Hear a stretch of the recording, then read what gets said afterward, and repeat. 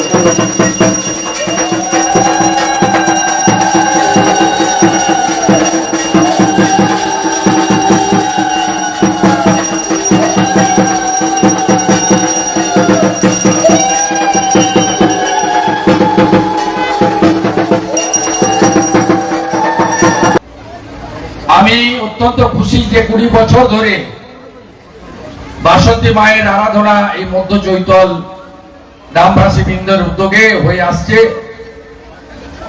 এবং আজকে সন্দেশখালী যা ইতিমধ্যে বিখ্যাত রাজবাড়িতে আমার একটি কার্যক্রম ছিল। ভাতৃপ্রতিম সুবীর যখন বলল, আমি বললাম তো মালঞ্চ থেকে 7-8 কিলোমিটার হবে, তাহলে এই শুভ সুযোগ কেন হাতছাড়া করব? আমাদের ব্যক্তি পরিচয় থাকবে, আমাদের সবকিছু থাকবে, কিন্তু আমরা সবাই তো স্বামী বিবেকানন্দের শিষ্য।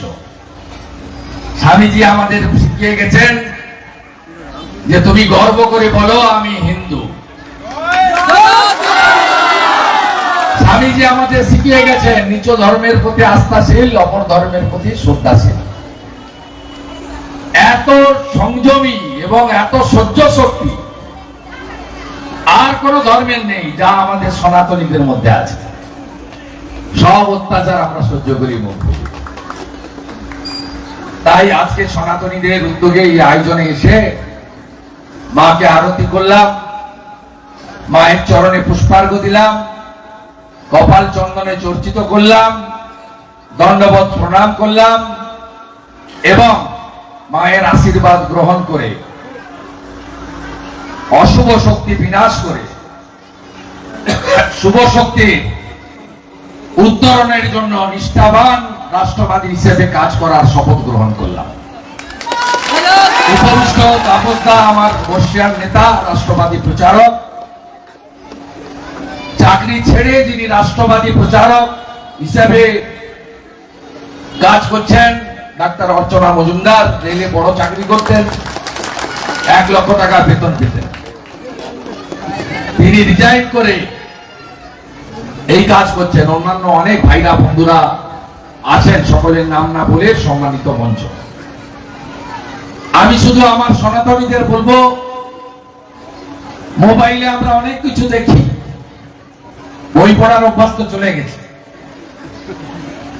কিন্তু গীতা পাঠ, গীতা জানা সম্পর্কে প্রত্যেককে সচেতন হতে হবে।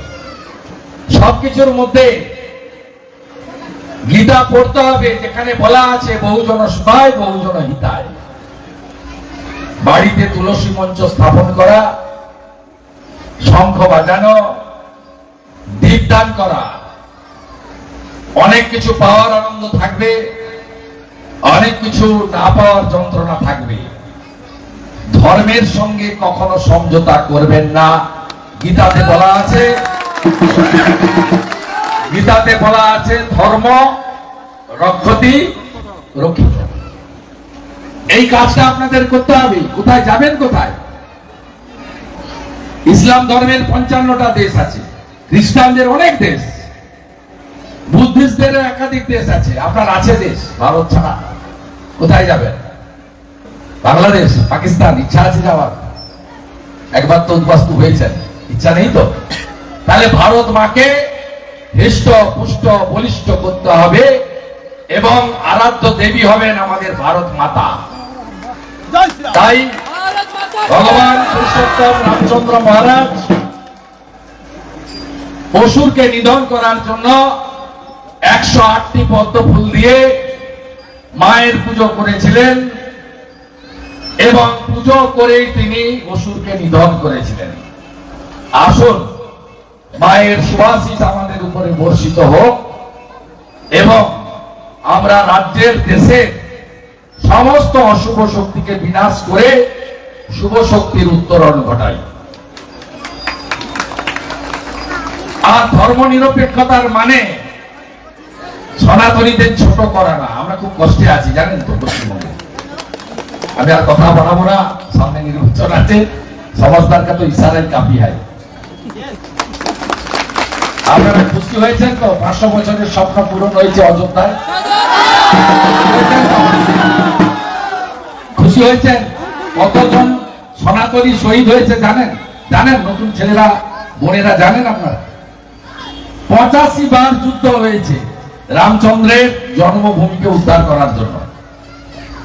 বাবর যেদিন প্রথম আক্রমণ করে ওটা দখল করলো, একদিনে 70,000 সনাতনকে শহীদ হতে হয়েছে। মোট 85 বারের যুদ্ধে 3 লক্ষ মানুষ শহীদ হয়েছে, ভাবতে পারেন?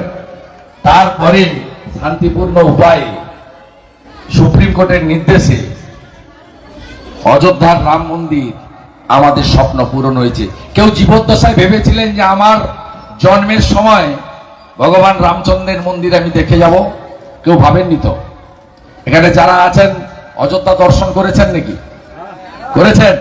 জয় শ্রীরাম, জয় শ্রীরাম, জয় শ্রীরাম, জয় শ্রীরাম, জয় জয় শ্রীরাম।